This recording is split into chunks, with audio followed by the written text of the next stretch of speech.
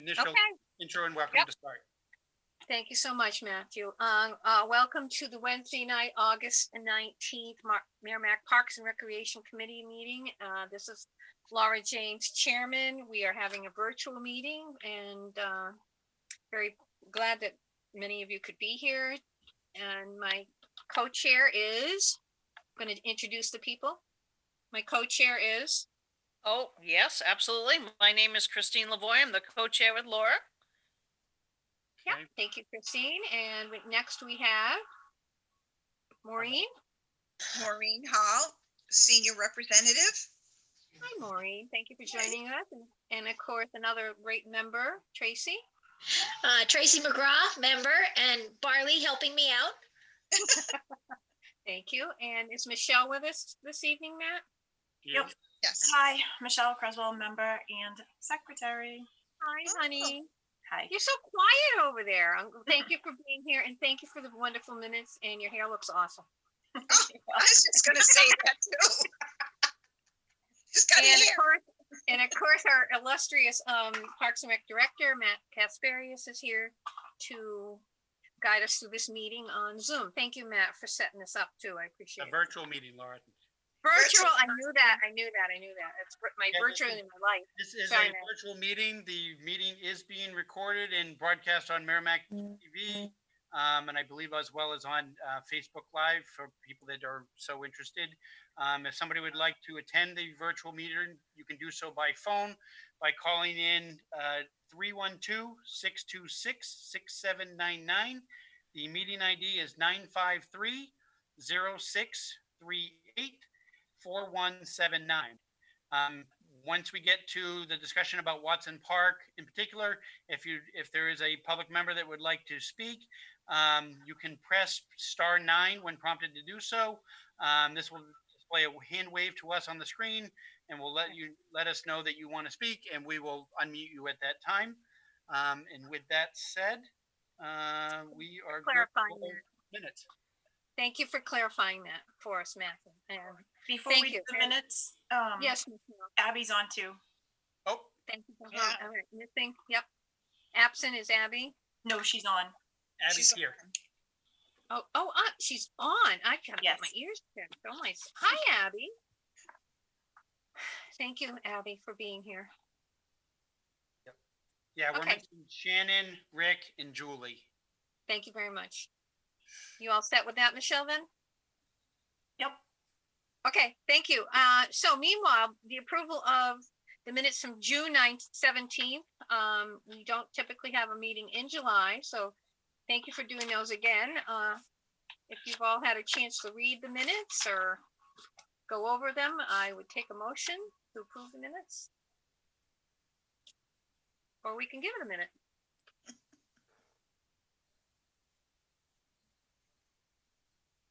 Wow. Does anybody want to make a motion to? I think Tracy can. Right?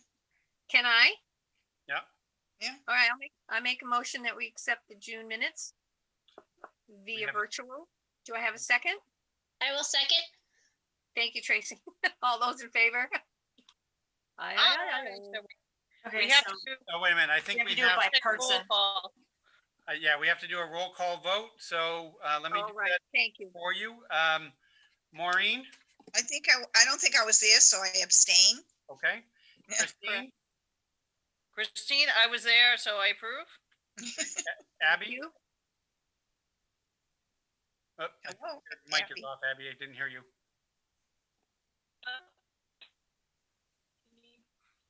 Hi there. Can't hear you. Can't hear you, Abby. Nope. Okay, she gives a thumbs up for approval. Perfect, thank you. And I do. Tracy, Yep, sorry. I'm there. I approve. okay. Laura. Yes, please. Yep, I okay, approve. And Michelle Creswell. Yes. So just to make sure I'm with you, Matt, right? So that's 1, 2, 3, 4, 5, 0, 1 with Maureen as the 1, correct? Correct. Mhm. Thank you. Sounds good. Yes, thank you very much. Okay. Okay, thank you very much. So We did All right. that, approve of minutes, and moving on to Mr. Katsarian, for new business. Thank you, Matt, for setting this up for us. So tonight, the main bulk of our meeting is talking about the closure, the closure of Watson Park, but also just kind of the summer and everything else that's been going on related to parks this summer, and some of the challenges we've faced. Before I begin, I will just say that this has been kind of a long and complicated issue. I have a prepared kind of statement that I'm going to read through, for the benefit of anybody that might be watching at home and wonders what's going on. Once we go through everything, I'll open it up first to the committee here for questions. And then once we do that, then we'll open it up to anybody who might have called in, and wants to speak to ask any questions.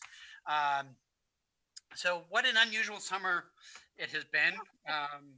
Certainly one of the strangest ones I've had in 20 years. The issues we experienced this summer are not unique to Merrimack. Similar problems are being seen in towns, state parks, national parks all over the country. Back in mid-June, the town council made the decision to keep our summer camps closed out of safety concerns for Merrimack residents.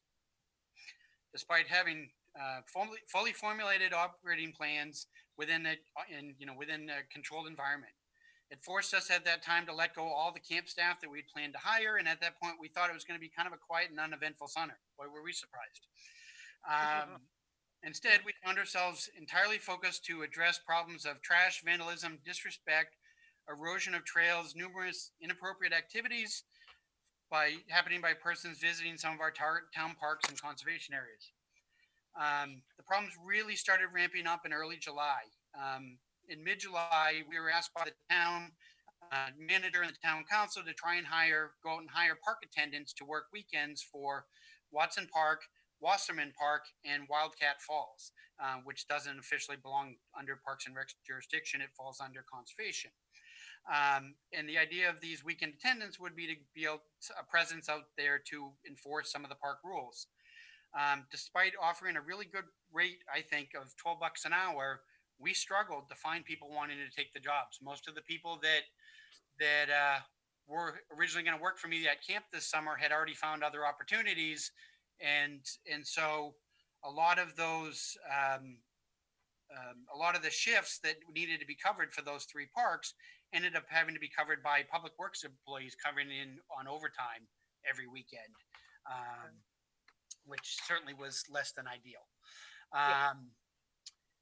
When Wildcat Falls first closed, they originally had the police department covering it, but obviously a police officer working at $60 an hour on overtime, the initial plan was, a park attendant making 12 is a whole lot more affordable. But again, the police couldn't sustain keeping somebody there every weekend, and we struggled to find somebody. So the best we could do was the DPW on overtime for a lot of these shifts. So let's start with Wildcat Falls. Again, it doesn't fall under our jurisdiction officially. It falls under conservation's, but we were tasked with finding the staff to work and manage those employees just because we were already doing park attendance at the other two parks. Once we started staffing Wildcat Falls, their job basically was to sit at the entrance and turn people away. The falls have been closed since late May, late June, whenever that was. And we started staffing, the police covered it for 3 or 4 weekends, and then we took over in kind of mid-July. But at that point, fairly quickly, the word got out that the falls were closed and people have stayed away, for the most part, at least on the weekends when staff were there. I will reiterate that we are not in charge of the falls, and so people wondering about the decision to reopen the falls is not mine to make. It's up to the town council. Again, my only charge for the falls there was to find the staff to work there, and we have been providing staff there. We have somebody there now on Fridays, Saturdays, and Sundays for another week and a half when staff start going back to school. Now, Wasserman Park, in June and early July, Wasserman Park was the original bigger problem. We were getting inundated with people and having a lot of issues, again, with crowds, trash, vandalism, disrespect. Now, we have had a single park attendant at Wasserman Park for 4 years now, and which started out of having problems happen there, going back 3 or 4 years ago. The challenge we've always had at Wasserman Park is when that position was created, we had been told by both the police department and human resources at the time that even though the beach at Wasserman Park was residents only, we could not go up and ask for ID. It was basically, we could tell people what the rule was and had to kind of rely on the honor system for them to, leave if they shouldn't have been there. That didn't, in the last couple of years, that worked okay. Most people were pretty good about it. This year, not so much. Early in June and early July, we were seeing 200 to 300 people every single weekend at Wasserman Park. Now that's a small beach for those if you haven't been there recently. I didn't realize. And prior to this year, we might have seen 100 people over the course of an 8-hour day. And again, this year we were seeing closer to 300 Wow. for that kind of beach. And again, a lot of them were probably non-residents, and there wasn't a whole lot we can do about it. And so the issue was, so the last 4 years, that park attendant had been responsible for kind of not only enforcing kind of the safety rules on the beach itself, no fishing off the docks, roughhousing, unsafe activities, public drinking, those kinds of things. They also had to monitor the waterfront parking lot that was for residents only, ensure that non-residents weren't coming and parking there. And so it was kind of challenging because it's a big area to cover, and we've made it work. But again, this year it just kind of fell apart.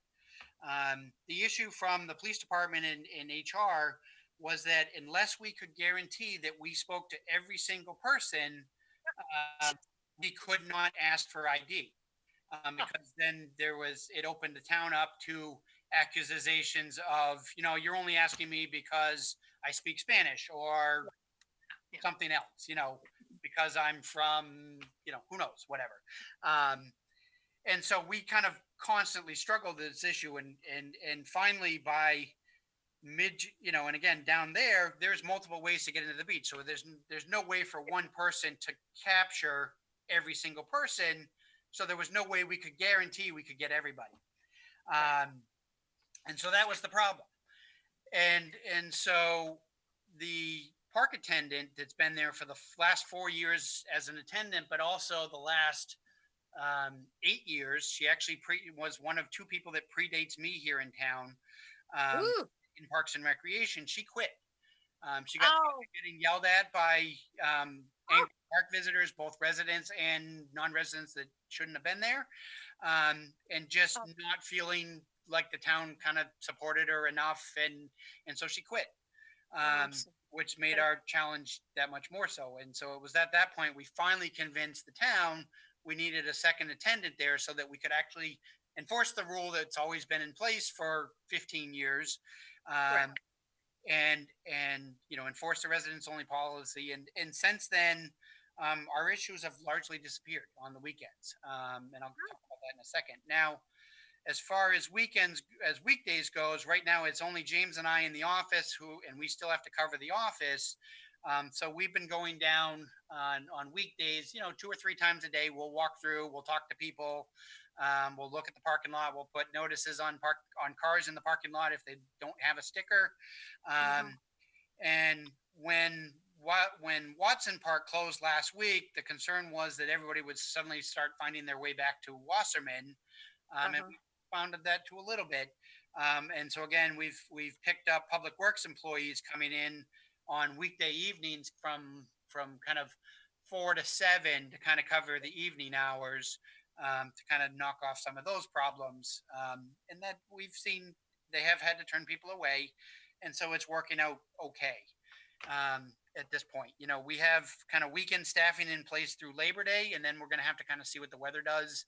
Hopefully it'll get cold sooner in September, and that'll solve most of the problems. The other thing that will actually help down there is we're supposed to start the beach renovation project in early September. And so if the beach ends up getting closed that way too, then that'll also help. Now, for point of clarification, the only restrictions at Wasserman Park are the beach area itself. Non-residents are allowed to use any other part of the park. Part of this is because when the town purchased the park, federal funds were used to purchase the park, particularly the conservation area, what is now the Wasserman Conservation Area. And then when the town received the Pet Safe grant, that also came with a restriction that the dog park had to remain open for both residents and non-residents. And so we can't restrict the rest of the park. No federal funds have ever been used to on the beach itself, which is why the town has been able to restrict the beach itself to non-residents.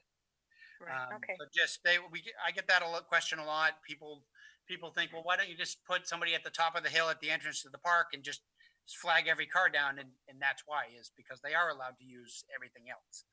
Right. So Watson Park in recent weeks has been our biggest problems. It's been the greatest point of frustration between myself, Public Works, the police department. Collectively, the three departments have been working with the town manager all summer long on this issue. In my opinion, the problems we're experiencing at Watson Park are 100 times worse than what Wildcat ever saw. It's and the neighbors around Wildcat Falls may not agree with that, but if you went down there on a Saturday in recent weeks to Watson Park, it was pretty gross, and I'll talk about that in a second.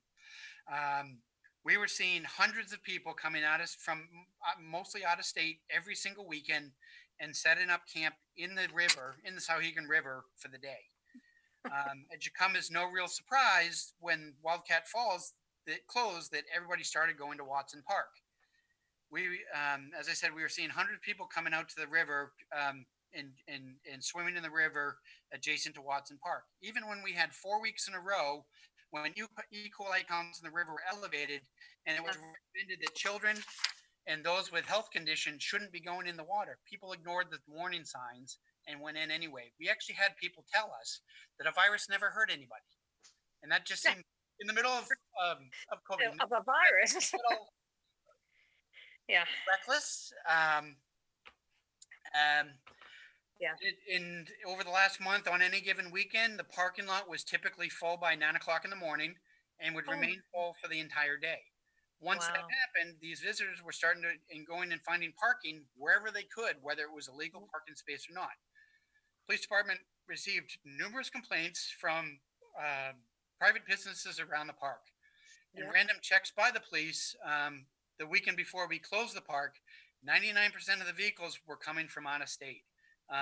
They were parking illegally at Rivet's Funeral Home, at the lawyer's office next to Watson Park, the CVS Plaza, at the library, Town Hall. We even saw cars parked at Our Lady of Mercy Church, among many other places. We've seen, the police were telling me the other day, that final weekend, they saw like whole entire families walking down like the breakdown lane on Daniel Webster Highway. No, wow. Just gonna find a place. Most of these cars were Massachusetts plates, which has far more restrictive policies and COVID-19 policies in place. I think Massachusetts, you still can't have more than 50 people in a gathering. And so they found their way to Merrimack. Now, we've always had issues of trash and crowds in the river at Watson Park and along the banks, but it's been steadily becoming more and more of a problem. And this year, it's just been over the top. With these crowds coming to Watson Park, it's made the park over the last few weeks, we made the park inaccessible to our own residents. In July and early August, we had residents contacting us looking to reserve the pavilion to hold family function outdoors, since again COVID-19 and people trying to be good about social distancing. Normally they can do that without any problems. There's no fee for residents to do that. And this year we had to tell them that unless they were getting to the park at 8 o'clock in the morning, they probably weren't going to be able to get in and would have to go elsewhere. And that's not right. I don't know how many, if any of you had gone down there at any point in July and August, but they were frankly pretty disgusting every weekend. And as I said, it was starting to become a problem kind of 7 days a week. Now, early in the season, the town had tried to do a carry in, carry out policy and this is in June, and had signage up saying, please carry out your trash. And people would simply dump their trash all over the ground in front of the carry in, carry out signs. So by late June, we had to stop that, and we added, we went from 4 park barrels, I think, to 10. And they were still filling them up every single weekend. We also normally only have one porta potty there. And after one particularly gross weekend where the porta potty just kind of got trashed, we added 3 more. But what we found was that people weren't using the extra porta potties. DPW has found 5-gallon buckets full of human waste along the riverbanks with toilet paper in the bucket and along the ground. And I'm going to show you some pictures in a second here. Multiple times a week, Public Works had to clean the park, and they were filling dump truck fulls of trash every single trip there. By early August, DPW had to remove all the picnic tables from the park because people were pulling the ground. The picnic tables are normally staked into the ground, and visitors to the park were actually yanking the stakes out of the ground and carrying the tables down the treacherous tail and putting them down on the sandbar. Then DPW would have to go back and carry them back out. We've heard stories that people were actually sledding down the hill on them, like they'd flip them upside down and slide down the hill on them, and again, Public Works had to go get them. Just complete lack of respect, and both here at Watson Park as well as kind of all the areas here in town. So I want to show you some of the pictures from last week, a week ago Sunday, a week ago before the park closed here. And I'm going to share my screen, and hopefully this will work as it's supposed to. 1 second. All right. Can everybody see my screen? Yep. Yes. All right. Ready from the beginning. Come on. All right. So here's obviously, this is a picture from the union leader last week. Obviously, the park entrance closed with all the barrier fences. The police department was staffing the park basically 24/7 with the help of the state police to ensure that people didn't come in over the last week trying to sneak in and just knock down the barriers. It's been pretty good at this point, but doesn't mean it'll stay that way. So here's one of our compound buckets full of human waste, which is just kind of gross and disgusting. There's been more than one found. We've heard reports of people going in bathroom in the river because they're too lazy, frankly, to walk up the hill to use the porta potty that's been provided for them, which is pretty gross. Here's used toilet paper all over the ground, circled in yellow. Here's some of the DPW trucks after a particular day of cleanups in the park. And again, they're coming there at 7 o'clock in the morning, and they're spending 2 or 3 hours picking up all this stuff. Here's illegal campfires down by the river. We've got, complete lack of social distancing, in the river. And again, people are setting up tents, they're camping out, big party scene. Here is, again, more social distancing, lack of social distancing. I said it again, people just kind of camp out wherever they can find a spot. Again, more of the same. And I'll skip to that. Oh, I have a few more slides that I'll show you in a second. But again, what you see is just massive groups of people everywhere. As I mentioned at the beginning, our own camps were closed this summer because the town was concerned with the risks to our residents associated with COVID-19, even in a controlled environment. Yet here we are letting people do pretty much whatever they want, who feel like they don't have to follow any rules. And then now we're creating a bigger risk to our own residents because people are coming in and doing what they want. Now, a week and a half ago, the police witnessed, before we closed the park, police department witnessed people that had brought in and set up a communal hookah den. A hookah den is essentially communal smoking of, generally used as communal smoking of illegal drugs. We've seen openly defiant public drinking. We've seen drugs. We've seen trash, vandalism, damage to the river. Again, people going to the bathroom in the river really doesn't help with E. coli counts and other things, and health, ecology of the river. We actually had last weekend an entire pig roast set up on the sandbar. And then, last week, the police department experienced threats and accusations of racism when they went in to try and enforce some of the rules about public drinking and drugs and some of these other things. And it got to the point, unfortunately, where even the police did not feel safe trying to walk down into the middle of a crowd. You walk into and suddenly you're surrounded by 100 plus very angry people. Things can get out of hand pretty quickly. Now, fortunately, this particular incident last week, they were able to kind of call in back up really quickly and kind of control the situation, but they were pretty concerned. And for me, that was kind of the final straw. If the police don't even feel safe trying to stop the illegal activity, then how is it safe for anybody to be down there? We had a emergency meeting that the police chief, Kyle Fox, public works director, and I, along with the town manager, last week, and it was like, this is just, it's gone on long enough. And so that was when the decision to close the park was made on Wednesday last week. Now, we've received a number of inquiries wondering why we simply can't make Watson Park open to residents only. Unfortunately, this is not an option that is available to us. When the park was originally built in 2006, the town obtained a $20,000 federal grant, which came with a stipulation that the town accepted that the park forever remain open to both residents and non-residents in perpetuity.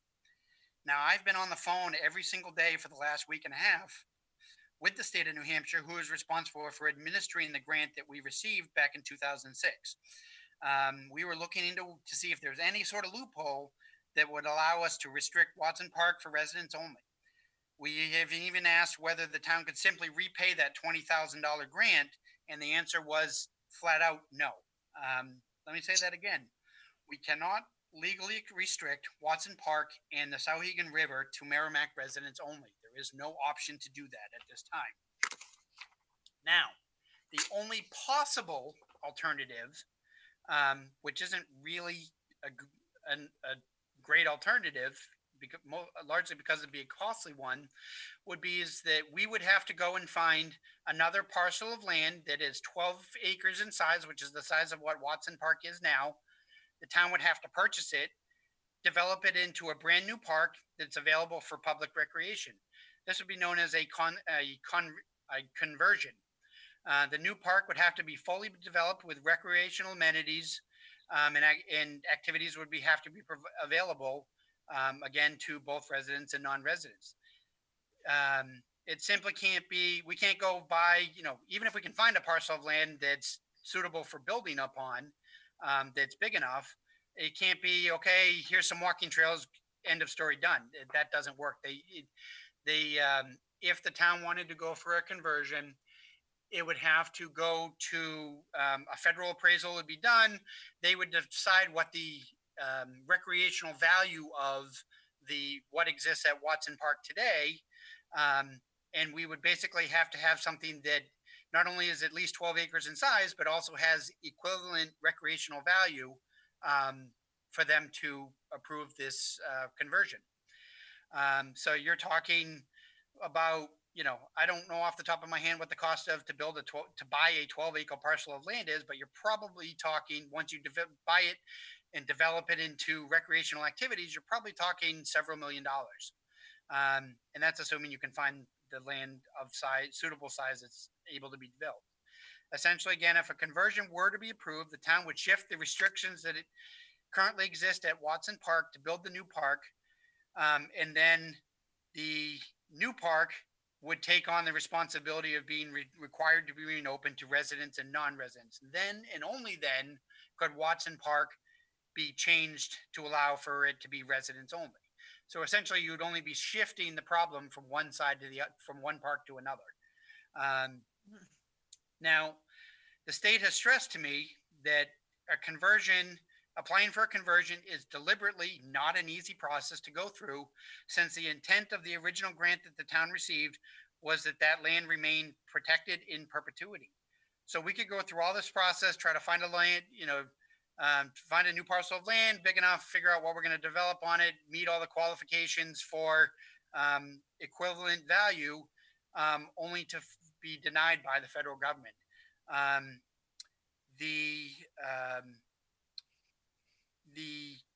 The federal government has to approve it. And they have kind of the final say on whether what we're proposing is good enough.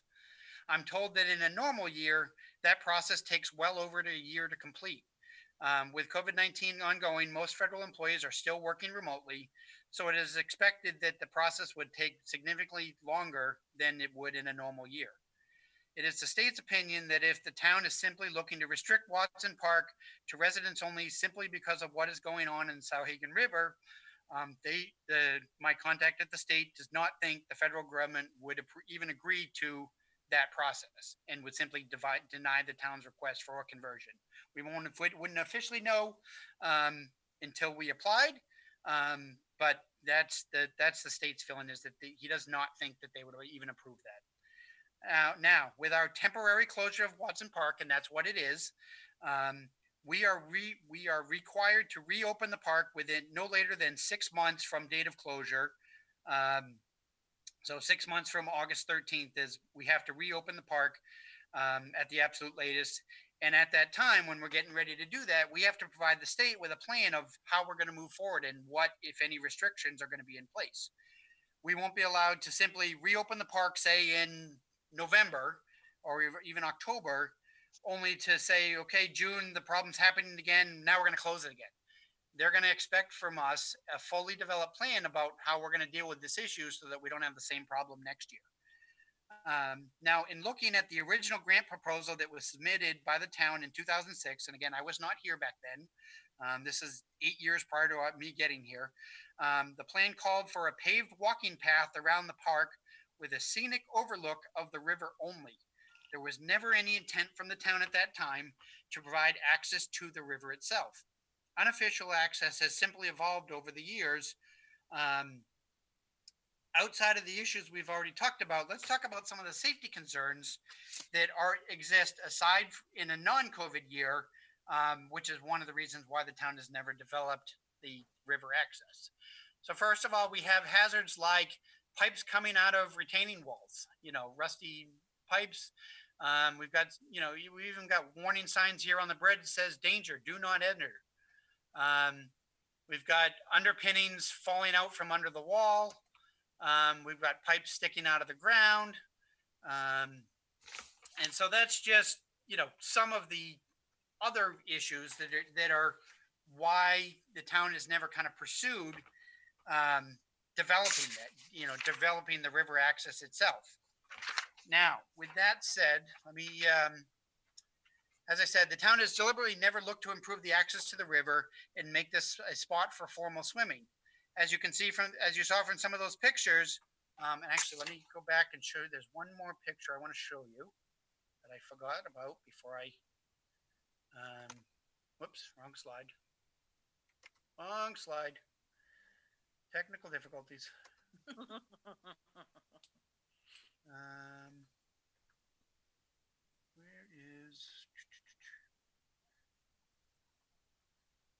Come I didn't forget the slide. Is that the one I want? This is not a, whoops. Hold on. Come on. It's thinking apparently here.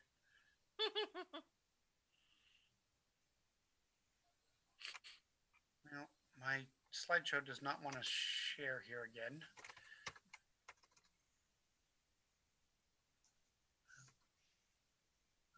Maybe not. No, well, it's being difficult now, so I don't know. But if you've never been to the edge of the embankment down there at Watson Park, it's a very steep slope. It's a very difficult grade. There's tree roots sticking out everywhere. There are, it's not an easy grade.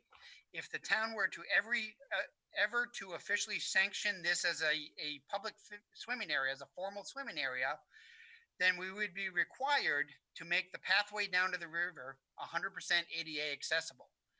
This would be extremely expensive to do and certainly wouldn't stop any of the issues that we're experiencing this summer from happening in the future. Now the town owns to the high water mark on the riverbank. And if somebody were to fall trying to access the river, they're going to turn around and try to sue the town, particularly if they get seriously hurt. I don't know how reasonable of a claim they would have, but certainly the town's going to have some legal fees dealing with it, as a result of that. And again, trying to make that ADA accessible, you'd be looking at an extremely long ramp with multiple switchbacks in order to get down to the access of the river. And then you have the added challenge of the river level does not stay at the same flow rate. And so you'd have to end up with some sort of like floating dock at the end that could fluctuate to whatever the high and low water marks are. And so again, not an easy process to complete. Now, even if there is a vaccine for COVID-19 by next summer, and we certainly hope that there will be, I don't think this issue is going to go away personally. And Kyle Fox, Public Works Director, doesn't either. Accessing the Souhegan River from Watson Park has gotten more and more popular every single year over the last, 4, 5, 6 years that I've been here. People have found this spot, and unless something changes, they're going to keep coming back unless we do something to stop the behavior. As we see it, as Kyle and I see it, we have kind of 3 options out there. Option 1 is we can do nothing, cross our fingers, and hope that people will go other places next year, assuming that COVID-19 is gone by next year. And whether it is or not, we don't know. Our feeling is that they found this spot, they're going to keep coming back. As I said earlier, the state won't allow us to simply shut down the park again next spring if these issues do reoccur. And so we're not recommending that this as a solution, because again, it doesn't solve anything. We can institute a parking fee or a visitor fee for non-residents to the parking lot. The federal grant that we received does allow us to charge a reasonable fee for access to the parking lot. Now, the terms of the grant state fees charged to non-residents cannot exceed twice that is charged to residents.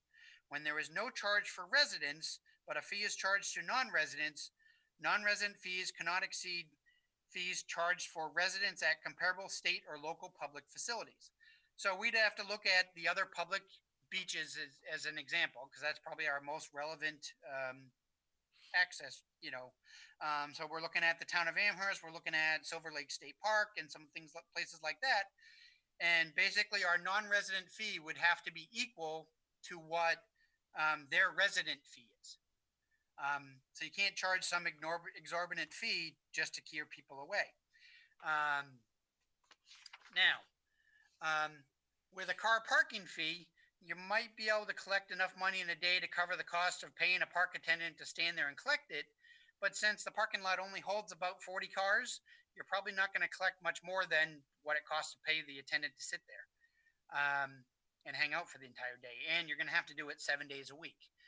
Again, they're going to, on a weekday, again, you might be able to collect enough to cover that fee on a weekday, maybe not. More than likely, what'll happen is it'll simply push visitors to go park elsewhere illegally. Again, in some of the local businesses that I mentioned earlier that were having problems this summer, and then walk in, and then we have the same problem. Now, if you were to go to a per person fee to discourage people from walking in, then we would have to put in, the only way to control that would be to install permanent fencing all the way around the park.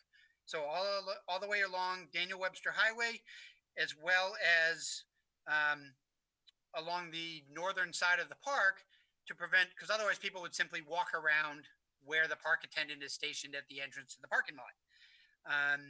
So you're looking at talking about a fence from essentially the bridge all the way across the front of Watson Park and then along the northern property line to prevent people from cutting through the neighbor's yard on Loop Road. That'd be a tremendous expense just to create a single opening. I will tell you from experience in my last job when I was in Manchester by the Sea, Mass, where we did charge a fee for non-resident visitors, that it is a tremendous pain in the butt. First, you have to ensure a way that you're controlling the access point and making sure that people aren't able to sneak in. And secondly, you got to make sure that you're able to secure the money. That the attendant doesn't get robbed because you're dealing with all in cash. We don't have internet access over there, so internet's not something really that you couldn't do credit cards, and don't necessarily want to. I'm not sure we'd really want to get into credit cards there anyway. But then also you got to make sure that employees don't. If you've got one employee that's collecting the money and he's by himself all day, there's there's ways that he would potentially pocket money with, and collect a fee without issuing a permit to park or a ticket for admission or those kinds of things. And so there are problems with that. And those are all issues. Again, I dealt with that for 8 years in my last position, and it's a headache. While this option does bring in money, and certainly more than some of the cost of expense, again, you do have the expense of fencing all the way around. It doesn't stop the poor behavior from occurring, and again, kind of formally sanctions use of the river because that's why they're going there. And so again, now you're talking about also building that ADA pathway down to the river. Again, this is not an option that neither Kyle and I feel is a good choice here. It's more headache, honestly, than it's worth. And as much as we hate to put a restriction on a resource, both Kyle and I feel that the best solution at this point is to simply and permanently close off access to the Souhegan River from Watson Park. If we were to put up a 6-foot fence along the river from the bridge going towards the back of the park, and post the river as no trespassing only, this solves our problems that we experienced this summer.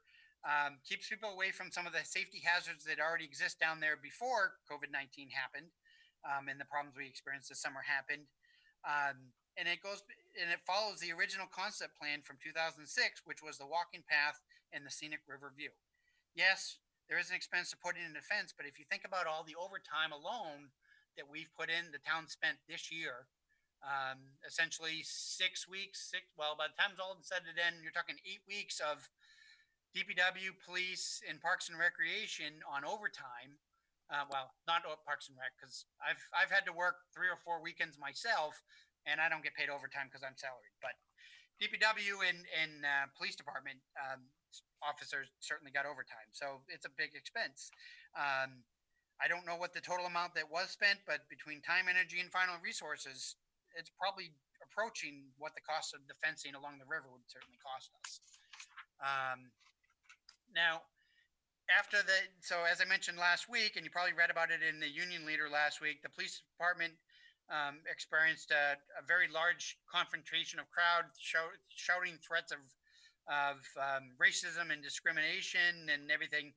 We met with the chief, and we met with the town manager, and we did make that decision to close the park based on safety for everybody involved, as well as the kind of environmental concerns, people going to the bathroom in the river, damage to the riverbanks, erosion, so forth and so on.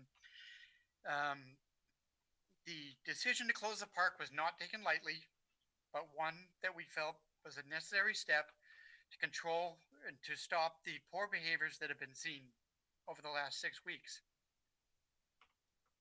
Excuse me. Our recommendation to the town council is to leave the park closed until a permanent fence can be installed to permanently block access to the river, as it is the river which draws the poor behavior. It is important to us that Watson Park offers a place to picnic, run with one's dog, throw a frisbee, enjoy the pavilion, and enjoy the brand new volleyball courts that were put in last year. And we want to be able to open those back up as soon as possible. Ultimately, the final decision on what happens at Watson Park is not Kyle's or mine to make. and nor realistically is it up to the Parks and Rec Committee. The committee can certainly make a recommendation. We would certainly hope that you would back Kyle and I up. But the final decision comes to the town council, and whether they're going to follow our recommendations to permanently close access to the access to the river is up to them, and whether they follow that plan or whether they do something else, I don't know. The town council is meeting in non-public session on Friday to talk about it, and I'll have a better sense next week. Well, I'll talk about that later. But while I don't know for certain, I suspect that at some point they will hold a public meeting about it. But I do not have any particular points or dates of when that may or may not happen. They are going to have to make a decision. They may decide to keep it closed until the weather gets cold, and that will stop it for the fall, or they may decide to follow our recommendations. Again, I do not know. Those interested in Thank you. Those interested in sending comments, concerns, or suggestions to the town council can send them to towncouncil@merrimacknh.gov. Again, that's towncouncil@merrimacknh.gov. If you email that link, it gets forwarded to all of them. Again, they are meeting on Friday morning. And so that's the last of what I've got to talk about on this issue. So first, if there's anybody on the committee that has questions about anything I just said, because I know it was a lot. So let's try start Tracy's hand first. So I guess we'll start with Tracy. Okay. So Matt, you did, it was a lot, and I'm trying to remember everything that you talked about. Yeah. But I think the main focus is Watson Park and the hope that we're not going to have to worry about this for Wasserman Park. So focusing on Watson Park. Yep. All of the suggestions that you came up with, 1, 2, and 3, on how to basically block off or limit access to the beach, your third one does sound the best. And I agree with that, but I have some questions about that. Were you obviously, if you're talking about a river view, we're talking about a chain link fence. Yes, we are. Okay. And as much as I would love to think that everybody would look at this chain link fence and say, gee, I don't think they want me on the other side of this. We all know that the first thing that's going to happen is, hey, can you climb over that fence and go down to the water?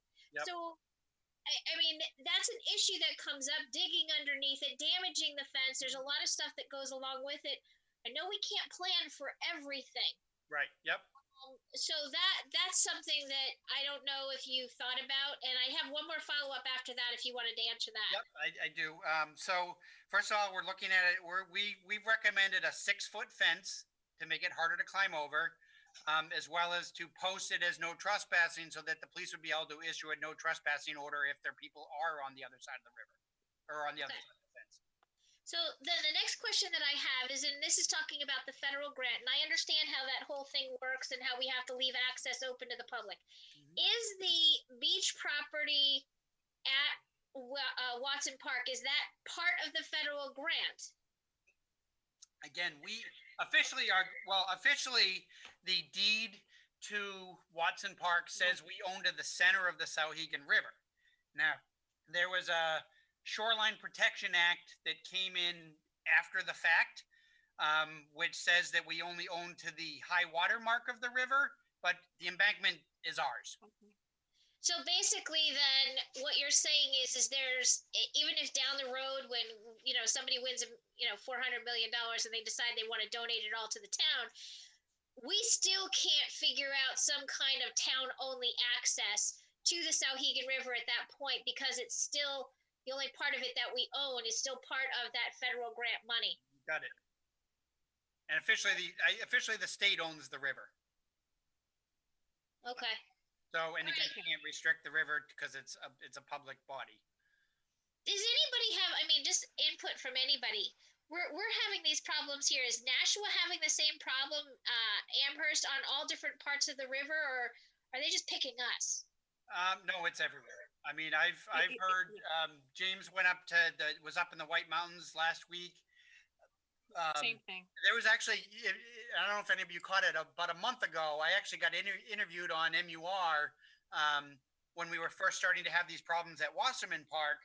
And I was talking to the reporter, and she had just finished interviewing the town manager up in North Conway. People were swimming in the fountains in downtown North Conway. I mean, it's anywhere there's water, people are flocking to. Okay, I used to do that in Disney World, so. Because Well, again, I think people are wicked bored. so, but I mean, it's national parks. It's anywhere where there's water is having this problem. Okay. Was that the last of your questions, Tracy? Yes, I think I'll let the floor to Laura. Laura, I think I saw you next. Thank you, Tracy. I just want to say, out of all the things that you went through, I indeed agree with the chain link fence. There's questionable things about the Sauhegan and a lot of things that you can't do in a river, and I don't think it should be encouraged at all, but people want that volleyball and the ice skating, and I do, that was the intent of the whole park, was more of just a nice park to walk through and have a good time without hassles. And it's a challenging year Yes, and people are acting crazier than they've ever been. But I like that whole thing. Do you want a motion tonight if we can have the discussion to Yep. recommend this at some point? Yeah, well, 1 second is 1, 2. Anybody else want to Is speak? everybody still here? 1, 2, 3, 4. No, you're missing Maureen. Oh, Maureen jumped out. Okay. I was like, wait a minute, my screen changed and there's a different number of people here. We can do that in a second, but if there's any of the others have any Any other thoughts? comments or?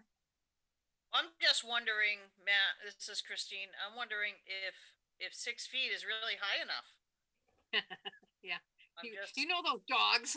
Yeah. well, I mean, we have 5 feet at the dog park. It'll be up in the park. It won't be like on the edge of the riverbank because obviously we don't want the erosion going further down. Have So it we back will away. come up on the lawn, you know. Yeah. Well, put it yeah, up 10. And a chain link 6 fence, feet if somebody constant cuts it there. instead of climbs over it, then that's something we can fix, you know. well, How about that's the 6 other feet thing. in Constantine wire? Well, my husband and I were down there a few weeks ago during the week, and there were just a bunch of kids fishing and all, but it's all run out there anyway, so you'd have to set that fence back up where you Yeah. could get some stability. And then of course there's stuff about digging in the ground there. I mean, this, Well, that's the other problem. yeah. So to put a fence in, we have to get, again, special permission from the state because of what's in the ground there at Watson Park. Yeah. Most of the park, you can only dig without permission. You can only dig about 2 feet before you risk hitting the environmental cap that's underneath the park. There's a few places where it's more like 15 inches. So it's all highly regulated and whatnot. So, but I think that being posted yeah. would help, would at least make it enforceable is my word. Okay. Any Right. other thoughts, Abby or Michelle, or? And I will just say as a disclaimer, I sent Michelle a text version of what I already just said so that she didn't have to type all that. Yes, it was 9 pages. It was 9 pages That's why long. we love you. Because I didn't want to forget anything. I spent pretty much 2 days writing that. So, I can too. Matt, I'm just gonna put C attached because Yeah. it does sum everything up. okay, Right. Yeah, So- that's a good idea, Michelle. that's a good idea. Nick or Justin, is there anybody on the line?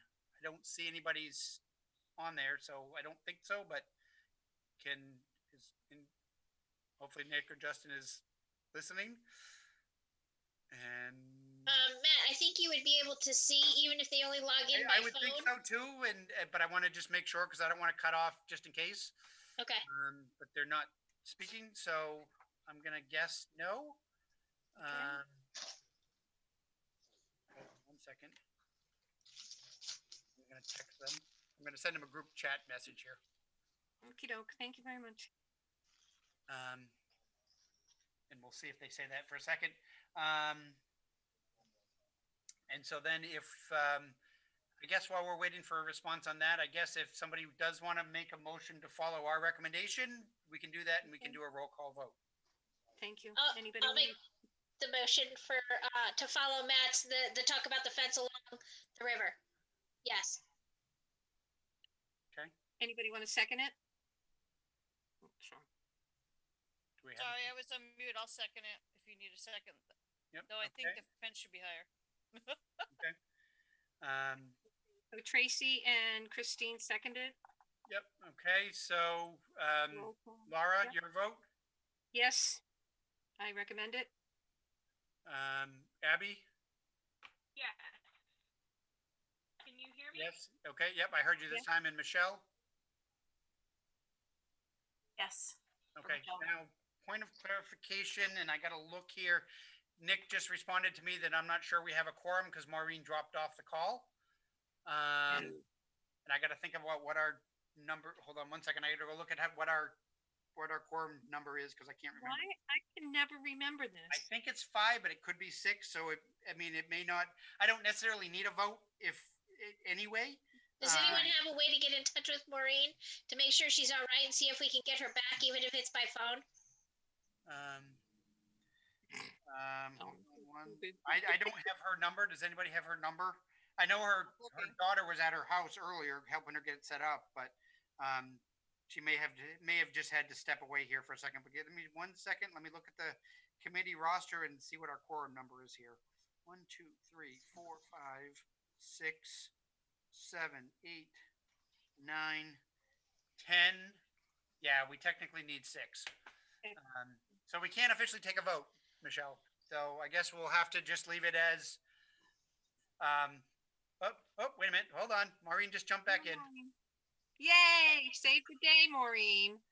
She knew she had to speak. The question is how much did she miss? Maureen, say yes. Well, she's still connecting to audio. She's got to speak at her organization time. Yep. God, women. There are some power outage issues. I guess a tree fell down on Meeting House. Yeah. Maureen, can you hear us? You look to be unmuted, but I can't see you, so I can't tell for sure. Hey, Matt, it's Michelle, before we circle back with Maureen, can I get the exact, because hopefully we're going to have this motion. Yes. Can I get the exact wording of what? So our recommendation Kyle Fox and I made the recommendation to install a permanent 6-foot chain link fence along the banks of the Sauhegan River to prevent access to the river and post it as no trespassing. And Tracy's motion was to support that proposal from Kyle Fox and I. Does that sound right, Tracy? Yes, it does sound right. While we're waiting for Maureen to chip in, I do have one more question though. Yep. Will we need to have any kind of emergency access to the river?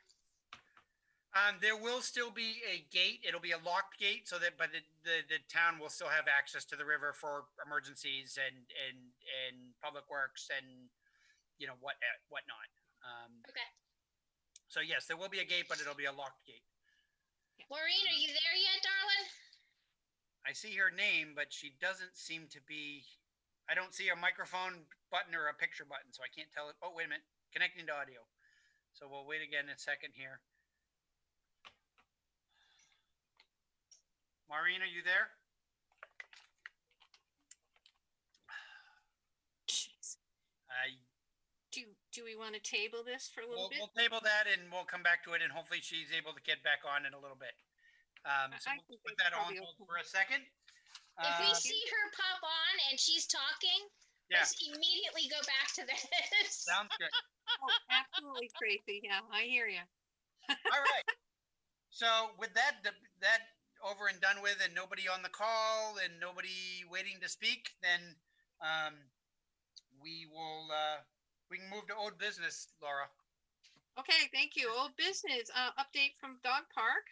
Christine, would you like to address that, please? I can certainly do that. So currently with COVID-19 and everything going on, we certainly had an overgrowth of weeds, which is being addressed in the next week or so.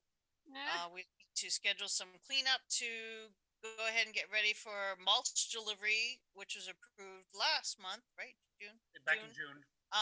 Right? So we have that scheduled for hopefully mid-September, so that's on the docket. We always need poop bag donations, so if you have some at a store you want to donate, that'd be wonderful. As a reminder to patrons of the dog park, there is no water access at this time for the dog park, so that you would need to bring water for your dog, as we explained in many different sites, and that if you take the jugs and bring them over to the Merrimack garden there, you can fill them there as well, so your dog can have water if you didn't bring it. Good to know, Our good to current know. fund balance is, I think I can read this, 3,361.59. Part of that will be used for the mulch at this time, and I think that is it. Tracy, did I forget anything? No, you haven't forgotten anything, but I do want to say that the few times that I've driven by there, I'm pretty impressed with the fact that they are not loading up on Saturdays and Sundays. There's social distancing that's going on. And even though some of us are still afraid to actually, join everybody yet, Be in the the world. observations are that people are doing a good job. Dogs are completely violating social distancing, but we're allowing that. But the people are doing really well. Oh, there's Maureen. Okay, I'm shutting up. And that's true. I've been there several times, and absolutely, people are social distancing, which is wonderful. So that's really good to know. Okay. And Well, thank you for your good work. Before we jump back to Maureen's question and the earlier motion that was made, because we have to see how much Maureen heard. I will just mention on the dog park, we're working on the overgrowth of weeds in the park. It keeps they're thick and they keep bogging down my brush cutters. So we got to get the town to bring in the big heavy duty machine to do it, because it's just overgrowth. And the challenge is, because I don't have any staff this summer, I've only got one part-time guy that's able to work on it, and so it's work on that plus everything else in the park. So we're a little backed up. All right, so Maureen, we're gonna jump back to Wasserman Park. I'm not sure at what point you jumped off. Oh, you're on mute. You gotta unmute yourself, Maureen. There we go. I walked across to catch up with you, but the door was locked, so I had to walk back. Oh, I was gonna sit with you because I couldn't figure out how to use this stupid phone. But anyways, You're all set. You got it, honey. You got it. I got it now. Yeah, I'm standing up here right by the plug. okay. So I don't know at what point you jumped off the call. Basically, Kyle Fox, the Public Works Director, and I have made a recommendation to the town that the only really decent option is to put a fence on, to permanently block access to the river, because it's the only thing that's going to stop the behavior. We've been seeing increased people using it over the last couple of years before this year anyway. And just because, even if COVID-19 is gone next year, we think that people are just going to come back because they found the spot. There was a motion from Tracy, seconded by Christine, to support our recommendation to the town council, but we need you to. I agree. Okay. Yeah, I agree. No, I'm just thinking most of the residents like to have it for walking. I don't really think they care if they go swimming or not. Most don't. There are a few that I've heard that said that they'd be sad to leave it, but to lose that river access. But maybe we can do something better. I mean, there are a couple of access points like Weston Park to the river for canoeing and that kind of stuff. That's so there are better places to reach the river than Watson Park. Don't announce that. No. Well, thank you. Can I, to Matt's thing, and also to Christine's last comment, Watson Park, or Weston Park, excuse me, the one that's off of Turkey Hill at the corner of Turkey Hill, right? And whatever. Yes. That's a town park that can be limited to town residents. Is that correct? I believe so. I don't believe we've taken any federal grant money there. Okay, so if we did open that up, and I'm saying this for the masses who might be listening or who might be sharing. So if we did open this up as an idea, we can say, sorry, but you have to live in Merrimack. Right. Yep. That works. That's a good reminder. Yeah, good reminder. If we had that problem, I mean, I'd have to double check that because I don't know off the top of my head, but because it is officially listed as a boat launch, I think so. Right. I think that's So all. I have to look at that again, but again, I don't know off the top of my head. Okay, so we have 1, 2, 3, 4, 5, 6. Michelle, 6-0. Okay. Yep. All right. So Make a motion. any other comments on that before we move on to my report, which I will be hopefully quicker. You're doing great, Matt, and I'm glad I'm glad you guys figured that out for us because that seems the most reasonable thing to do at Watson at this point. So Okay. the motion has passed 6-0. So, Perfect. So let's talk about my report. So we'll talk about the summer in general. So after the camp was canceled, it took us a few weeks to kind of go back and refund everybody's money that had paid deposits for camp, about $50,000 that we had to give back. And then in July and August, we were finally able to start implementing new programs. We were able to put together 27 different programs. Most of the things that we offered for kids ended up getting canceled due to low enrollments. People just weren't ready to send their kids out to activities, even outdoor stuff. But our adult stuff actually did okay. For adults, we did 2 different virtual road races where people would kind of run on their own and report in their times. And we were giving masks for it. We had the first one we did in May or in June. We ended up with 70 people signing up for it. So they could run on their own, and that was nice. And then we did another one in July, and we ended up with, I want to say 40 in July. So that was pretty good. Last week, we did a stand-up paddleboarding class at Wasserman Park on Natacok Lake with 12 people between the 3 different classes. We've had our concerts in the park every week all summer long.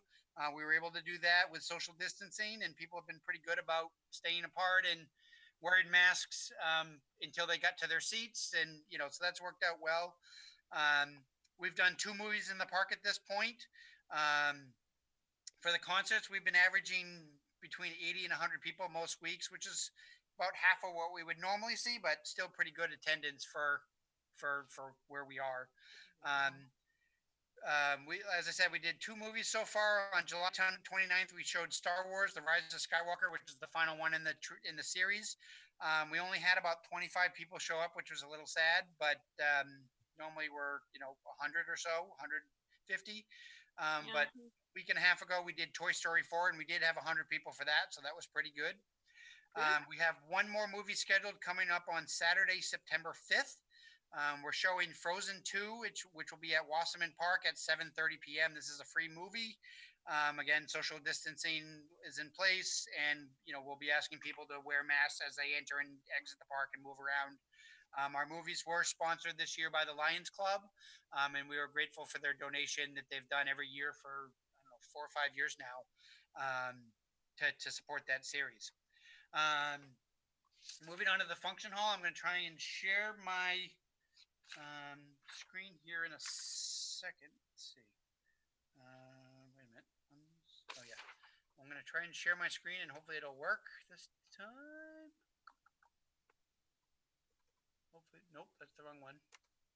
Wrong document. 1 second.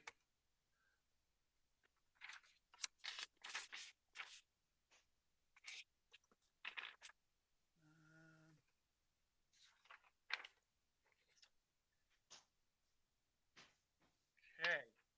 So, almost there. Had to pull up the report here. So for the fall, because we're always working ahead, we are working on some new outdoor programs in trying to keep everybody outdoors and socially distanced while the weather is good. The first one, we're working on a new 5K obstacle course race, which is going to be at Wasserman Park, using both the park and the conservation trails. It'll feature a variety of easy obstacles that are easy enough for anybody to complete. And there are kind of fitness activities. If somebody doesn't want to do whatever the obstacle is, they can opt out and do, say, 10 burpees instead of whatever the obstacle is, or those kinds of things. Yeah. Participants can walk or run the event. Registration will be officially opening up for this event tomorrow. The cost of the event is $35, but there's a really cool moisture wicking shirt that we've ordered, as well as a finisher's medal that you get for participating in the event. We are going to be limiting the number of participants in the event overall, as well as implementing waves so that people can be spaced out throughout the course and socially distanced while they participate. We think it's going to be something fun and different than just a traditional 5K. So hopefully it'll draw some interest. Oh wait, I skipped ahead. Hold on. Before I move on to the events, let me share my screen now. That's what I meant to do. Yeah, the function hall updates. So function hall. So way back in, I think it was January. Oops, let me share my screen now. Oops.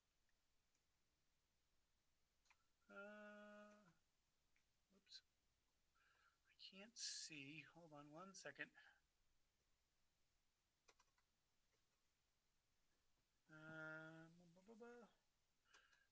The screen sharing. Hold on one second.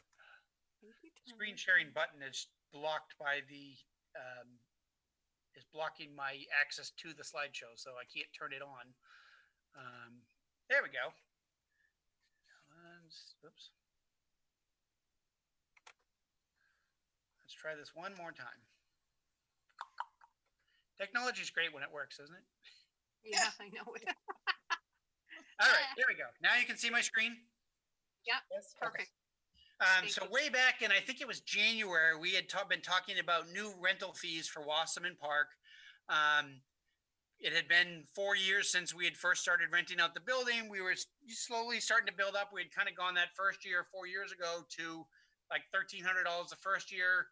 We were on pace to do about $8,000 this past year. And then when COVID-19 broke out, we ended up having to cancel about $3,000 worth of rentals. So we ended up with about $5,000 on the year. But we were doing pretty good. Now the town wants us to generate enough money from our rentals to be able to kind of cover the cost of heat and electricity on the building, which is about $8,000 to $10,000 a year. So we haven't been quite there yet, but we've been getting close. So we had come up with that proposal with a new fee structure. And we talked about a couple of different things. We talked about weekdays during the day. We said, well, we're going to be there anyway. We don't have to bring anybody in, so we can offer kind of smaller blocks of time at a cheaper rate. We talked about changing. We used to do, we'd give somebody, say it was a 3-hour block of time, and then it was $25 each additional hour. But we would also give them an hour on either end of the rental to set up and break down by themselves. And so we were kind of giving away a lot of time. And so we came up with a kind of a solid, and the other thing I wanted to do from last winter was we wanted to be able to start taking rentals through our online reservation system and getting away from the paper form, and that paper form couldn't handle the additional $25 each additional hour. So we went for straight kind of 3-hour blocks of time on weekends, 2-hour blocks on weekday daytimes. And this was what I had presented to you back in the wintertime. It was finally approved by the council in July, I think. And so this is what the fee structure looks like now. Our fees did go up a little bit. We'd gone up anyway because it had been 4 years and we need to generate a little bit more rental. We also went up a little bit because because of COVID-19, there are new things that we have to do to have rentals exist in the buildings. And I'll talk about that in just a second here. But we also came up with kind of a flat rate reception package. So like if somebody wanted to, we were getting a lot of requests for like decorate the hall on Friday night and then have the wedding on Saturday night, rather than trying to set up, decorate, and have the event all in the same day. So we came up with that option. So they could set up either Friday night and have the event on Saturday, or set up on Saturday and have the event on Sunday. Our rates are still cheaper than pretty much anybody else in the area. And we, again, kept that to that way purposely. Now, right now, there's a lot of places that are still closed due to COVID-19. We are able to open. But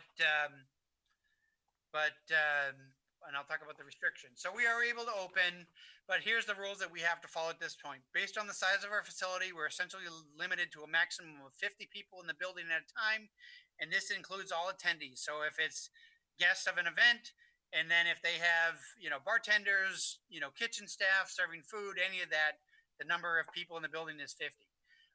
Normally, our main room of the hall can hold 125. Our front room can hold 50. So we have different. No, in a normal year, we would have different capacities based on the size of the room, but we're restricted to 50 people total at this point, so that we can kind of maintain the social distancing. So again, Sure. 6 feet of social distancing required when inside the building. That includes, when they come into the building, they have to wear a mask, and whenever they're moving around inside. Know that more than 6 people are allowed at a particular table. Each table must be 6 feet from every other table, and if everybody at the particular table is from the same household, like it might exist at a wedding, then they can remove their masks while seated. But if the households are missed, then they got to keep their masks on. Anyone serving food has to wear a mask while serving, as well as gloves and other standard food safety guidelines. There are no self-serve food stations allowed, so you do have to have somebody serve the food to you. It can be a guest of the event, and not necessarily a hired caterer or anything, but you have to have somebody serving the food. All food has to be placed out by whoever the serving person is, and tables get called up kind of one at a time so that there's no congregating in lines, and the 6 feet of social distancing can maintain. We do have all the 6 feet social distancing stickers to place on the floor for events, to ensure that that happens. Parks and Recreation will now set up the tables and chairs for the people in pre-established configurations that they would select at time of reservation. So whether it's classroom style, whether it's banquet style, whatever it happens to be, we've got on our application form, they will actually pick in advance, so we know, okay, this is how the room's going to be set up. They can't change the room once it's set up. So we now do that for them, which is also why we took away the prep time they used to get for free. We initially had 2 events in August and one in September that have since canceled. They were either bigger than the 50-person maximum, or they didn't feel like they could meet these guidelines. But since that time, we're starting now to get calls, because again, a lot of venues are closed. For example, the John O'Leary Adult Community Center has essentially decided they're going to stay closed until there's a vaccine for rentals. So it's going to be a while. It might be 2021 before they open up. So we are getting calls for events. We're going to be limited into most likely 1 event per day, unless I happen to have a staff member available to work, and that can, because we have to clean and disinfect the facility between every single event. So if I happen to have the people available, but if it's, for example, if somebody comes in and on a Tuesday night and they have their event, and then my custodian comes in on Wednesday morning, and then he cleans on Wednesday morning, so like I said, mostly we'll be sticking to probably 1 event per day at this point, until we see how that all goes. So that's the function hall. So now the exciting part is I've been working with the Rotary Club of Merrimack for probably the last year and a half to try and get this project done.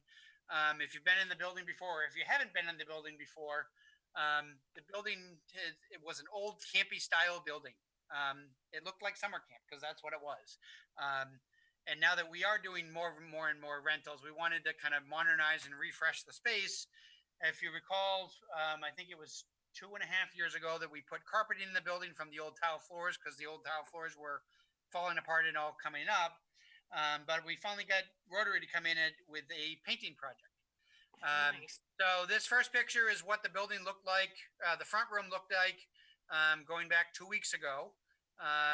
We had mirrors in the corner. We had this old brown paint with this dark green trim around the room, the ballet bars, all that good stuff.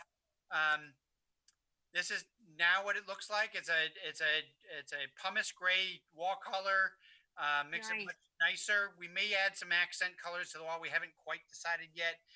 It was actually Nice. Hillary Baird, who was formerly on the rec committee, who has a side gig as an interior designer. That's cool. That was helping us kind of through all of this process. The real transformation comes when we get to the big room. So here's what it looked like in the big room 2 weeks ago. Again, dark green trim, the beige walls, just kind of, again, old and kind of tired. And here's what it looks like now. It really stands out. So it's pumice gray walls on the sides, and then the two end walls are this blue color that we really like. It really stands out with the white doors and trim. Gorgeous. Rotary Gorgeous. is going to be working. Hopefully, they're going to be continuing to do work for us. And they are working on the sound panels that we've been talking about for several years now that will help with the echo in the main room. That part of the project is not event yet, but we obviously want to recognize for all the work that they did do. We were in there, like I said, for two weekends. There was 6 or 7 different members of the club, each weekend, along with myself, to go in and paint and kind of touch every stuff. But it was a big project. Certainly getting up to the peak of the 16-foot ceiling was fun. But we did. Thank you, Matt. It looks awesome. Nicely, so we appreciate all that work. What a difference. It looks They did. amazing. So really modernizes the space. We also did on our own. I don't have pictures here, but we did paint the porch as well, which was it was an old kind of battleship gray that was faded, wood everywhere. And so we stained the porch to a kind of a dark gray color.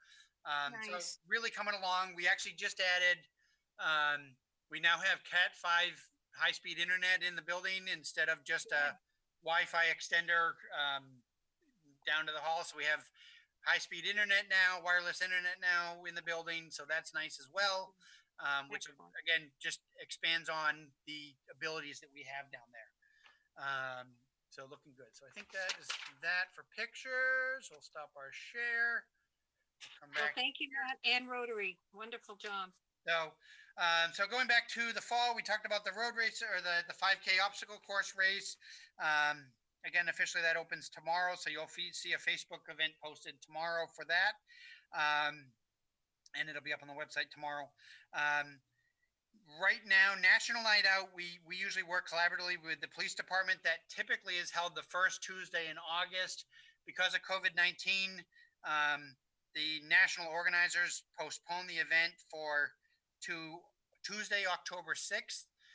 We're hoping to have an event, but last week, Governor Sununu issued guidelines for masks, basically requiring that events with more than 100 people, you have to enforce masks at the event. We've been doing it with our concerts, but we've only been averaging right around 100 anyway.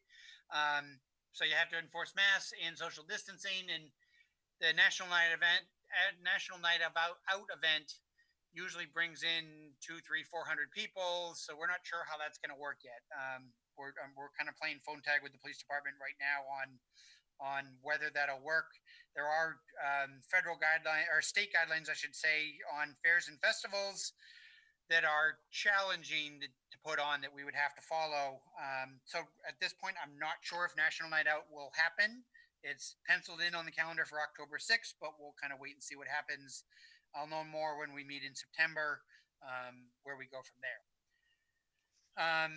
In October, we are going to be doing a community blood drive with the Red Cross on Saturday, October 10th from 9 to 2. With a lot of venues closing, the Red Cross has an urgent need for blood donors. And interestingly enough, a lot of their drives are selling out in advance instantly. I actually went and donated. I was finally able to donate myself back in mid-July for the first time in almost a year. And they had sold out of the event, out of spots, something like 3 weeks before their event. And I was talking to somebody who had driven up from central Massachusetts because that was the closest place they could get an appointment. And so we agreed to help. The O'Leary Center had been doing drives a couple of times a year for the last couple of years, but again, since they've been closed, it's one of the places that was closed. So they asked us to do a drive. And so we are doing, like I said, Saturday, October 10th. Now, this is Columbus Day weekend, and we know some people will go away, but we'll be here and not everybody goes away. So hopefully we'll have a successful drive. We do have some of the face masks that we were giving away as part of the virtual road race we were doing. So we will be giving away those to anybody that comes and donates blood during that event. And we may have other things to give away at that event. But you can go on through our website now.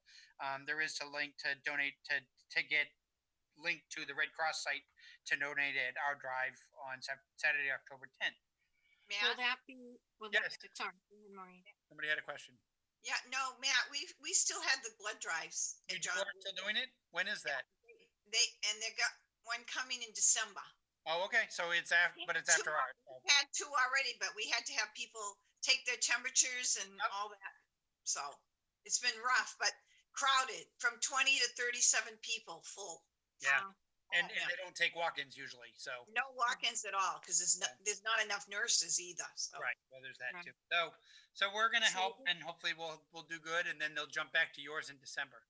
yeah. Will that be Question held at is that at Wasserman? That'll be at Wasserman Park in the function hall. And again, yes, they'll be taking temperatures and social distancing and Yeah. and masks and all that good stuff.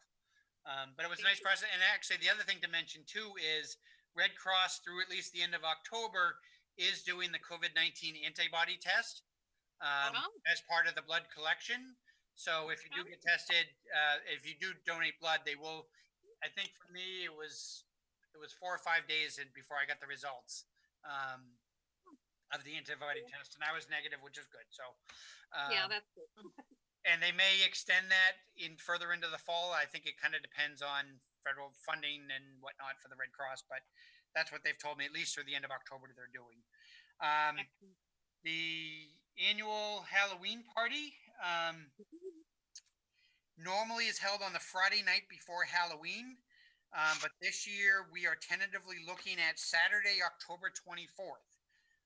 This event typically sees 800 to 1,000 people show up. And since we're limited in capacity to 50 people in the function hall, realistically, I can't use the function hall for this event. Since it's a Friday night, I don't have enough lights to light up the outdoor space to allow for social distancing and provide the activities for people to spread out entirely outside. So what we're looking at doing is changing the event in several ways. First, participants are going to have to pre-register for the event this year, and we'll be doing timed entry tickets to the event so that we can control how many people show up. Most Wow. likely, we will restrict it to Merrimack residents only, which was something we've never done before. What we're going to do is, because we're looking at a daytime event on Saturday, I haven't figured out what the hours are going to be yet. Maybe something like 12 to 3 or 10 to 1, or, I'm not sure yet. Oh, good. So not at night. But so I don't have to worry about trying to light up outside. But we're going to spread out throughout Wasserman Park, and the idea is that we're going to work with the community partners that come in and help us with that event, and so that each one is going to set up in one of the buildings, in front of one of the buildings at the park. And it'll be almost like a trick-or-treating event, so that participants coming will walk down the hill, and they'll go from building to building, and they'll participate in whatever activity is going on at that particular cabin. I've got 17 buildings in the park, so I got lots of buildings, Awesome. open space. Because we'll have timed entry tickets, we'll be able to spread out the groups so that we're not getting overcrowded between each individual activity. We've talked about the ideas of a contest for the groups that set up a game or an activity. Maybe like if they decorate the front of their space, maybe we'll have a decorating contest for the community organizations that participants will be able to vote on. Cool. We probably won't be able to do our traditional costume contest because it's just, hundreds of people in front, all gathered on the basketball court. But what we are toying with is maybe one of the activities will be a photo booth station that we can then upload people's photos to Facebook or some other service, and then have kind of online voting for, if we categorize them, then have online voting of their favorite, not only table, community table, but also voting on their favorite costumes. And then that's how we'll do prizes. We haven't worked it out, all the logistics yet. I still have to I haven't yet reached out to any of the groups that usually participate. Usually we'll get 30 or so user groups. I suspect some will decide they don't want to do it. But once we meet in September, I'll have those logistics worked out and how that's going to play out. But it'll still be a free event. We're still planning on doing it at this point, barring any further restrictions, but it'll probably be kind of no more than 100 people at a time, maybe something like 80, I don't know yet, maybe 70 or 80 at a time. And maybe it'll be longer than 3 hours just so that we can meet whatever the demand is, Right. So we'll have to see. So the last update I have is the Lions Club of Merrimack is one of our other gracious partners. As I mentioned earlier, they always sponsor our movies in the park. And they are currently looking for they're planning out their 2020-2021 year of volunteerism. And they are looking for a wish list of items that's something that they could work on for Parks and Rec. Maybe something that we can't afford to do with ourselves, that we don't have the money to do, that maybe it's something they could do. It could be Okay. they've helped us with renovations at one of the cabins at Wasserman Park.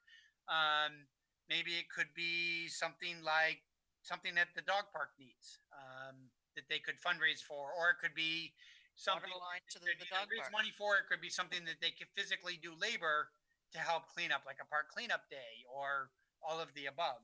But I'm looking for suggestions that I can send to them if anybody has any particular suggestions. Matt? I see Tracy raising her hand. Go Tracy. Wait, am I supposed to do a virtual hand or regular hand? Regular hand is fine. Either one, but I saw So- Tracy first. So. Is there a financial limit as to what projects that the Lions Club would be interested in? Most of the stuff they've been doing for me has been like $500 in that range. They might go up to $1,000. They didn't give me a limit, but I don't think they're going to do a $5,000 project. But again, No, so asking they're them to gonna do build us a new fundraising project park. of it. So if you have, Then of course, my affinity would be, is there something we could do, Christine, in the dog park? Yes. That's within that range. I mean, that's Yeah. far below, the water and everything else, but Well, that's within that yeah, range. exactly. We're still hoping for the water to the dog park, but I still think we could put our heads together and possibly put in a fixed structure for the dogs to jump on. Somewhere along the lines of agility. We have the tires that we installed, but I'm sure we can find some other idea that would work.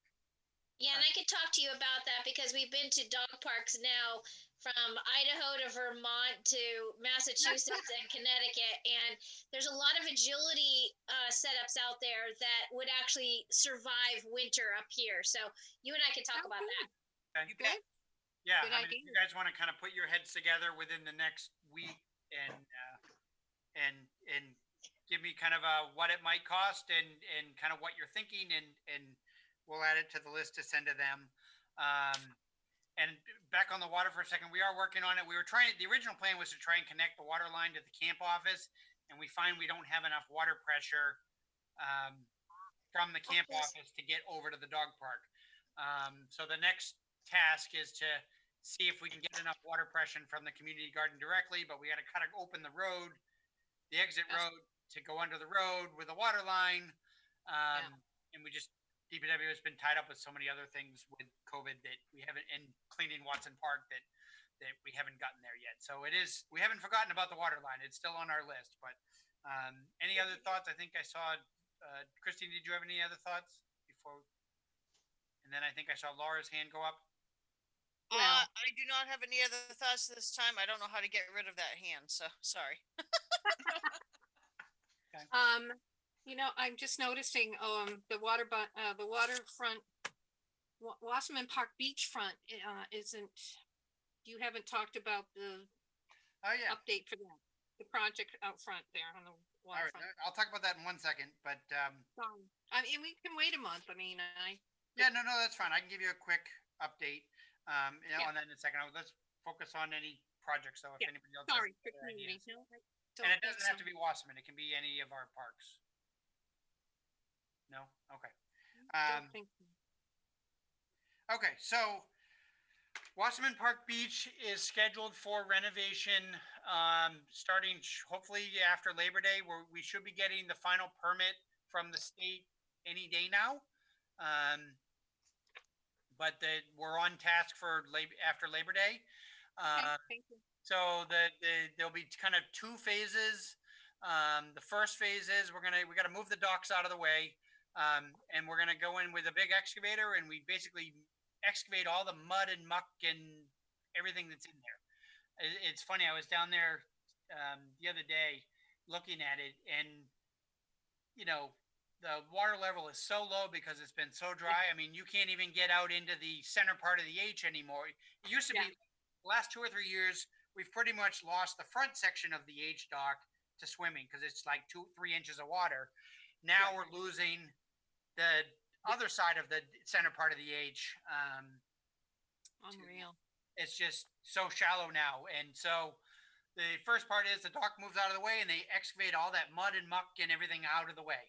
And we get the proper depths and whatnot. I can't remember if I reported back in the winter.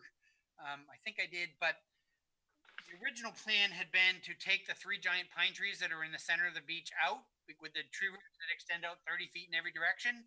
And the state told us we can't. So we had to kind of finagle our plans a little bit.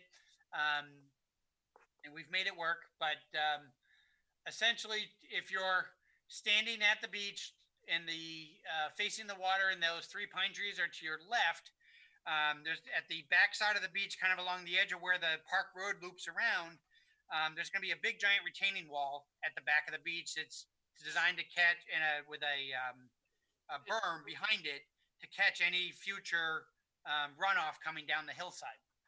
There's going to be then a series of granite steps going down to the center of the beach. Once you get down the bottom of the steps, you're basically looking at flat sand to the water's edge. Nice. So it'll be a night, and then new sand will be added to that sand of beach. So you won't be sitting on tree roots. We're gonna have to take some of the tree roots out, which maybe will cause the tree to die in the future. I don't know, but we have to take out. Might have to fall. Bury the roots that are there, but it's gonna be flat sand.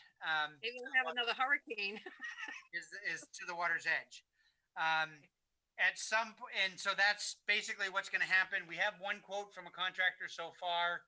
I'm not 100% sure if the town's using that contractor, or if they're waiting on other quotes or not. But we should be still good to go. I'm told we're good to go for shortly after Labor Day. I mean, if it continues to be 90 degrees, we may not want to turn the beach away for residents anyway. No. Because they are using it. And we have been getting, last weekend I was there because I've been there the last couple of weekends checking on things. And there was, well, not last weekend there wasn't, but the weekend before we were seeing, 150 people that are all residents at the beach. So, which is higher than we've usually had. So we may wait, if it continues to be hot, we may wait a little bit longer, but we'll see. But we are on task.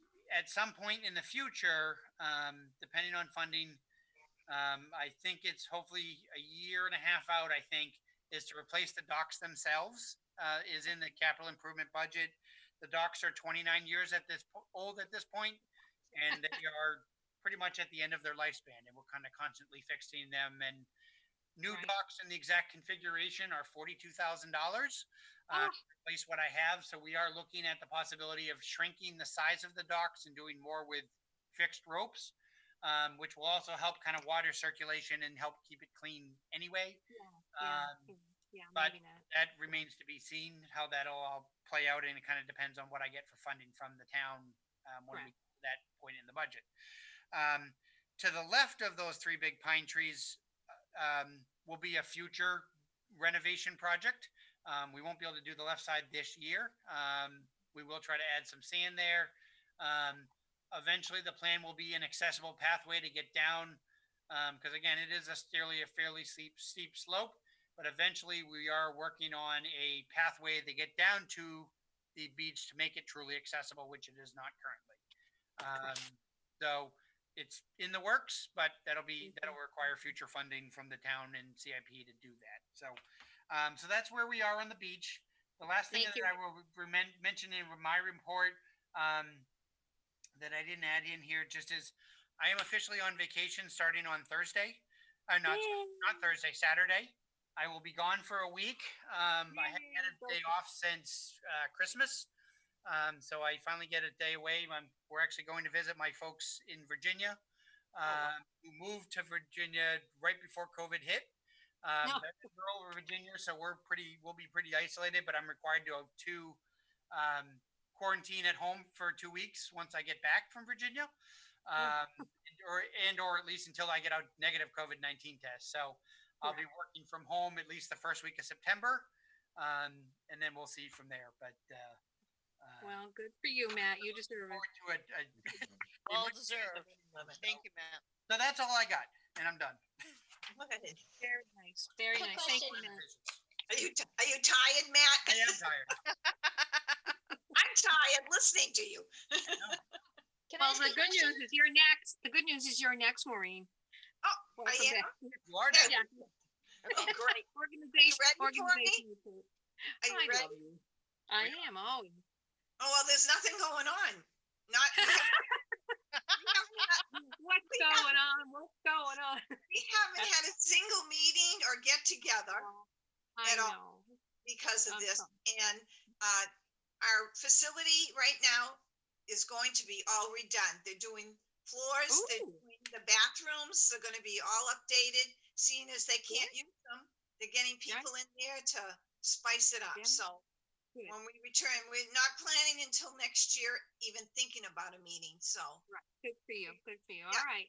only Thank because you the for being- people are elderly and they're all in that zone, you know. Hey, listen, we all have our things, don't we? Well, thank you, Maureen, for checking in with us. And I have appreciate 7 kittens if you need them. Bye, Aw. bye, Maureen. That's cute. And how about Abby? You still with us, honey? Hello. Hi, hon. Where are you? It doesn't matter. I don't need In to the see you. Center Square right now. Yeah. So what's going on with you, Abby? Quite a summer, huh? So school starts on the 9th. Can you hear me okay? Get a little Yeah. closer to your mic. Yeah. Abby, yell. Hello. Good There job, you Abby. are. Oh, you're so cute. What year are you now? Are you a junior? Senior. You're a She's a senior? Yeah. Oh, goodness. Well, you need recommendations. You come see me and Matt, and we'll sign you up. You know, all these hours you've kept. Community service, baby. She's getting it with the garden club too. Nice. Yeah. Okay, sorry, Abby. Go ahead. Oh, you're fine. So school starts on the 9th. A lot of stuff is up in the air right now as opposed to guidelines. So the best thing I can say is to watch the school board meetings or listen Yeah. to them because what's happening is changing. Yeah. Talk to your guidance counselor or email them because they'll have information about schedules. Yeah, that's mostly it for right now. There's a lot Well, of stuff happening.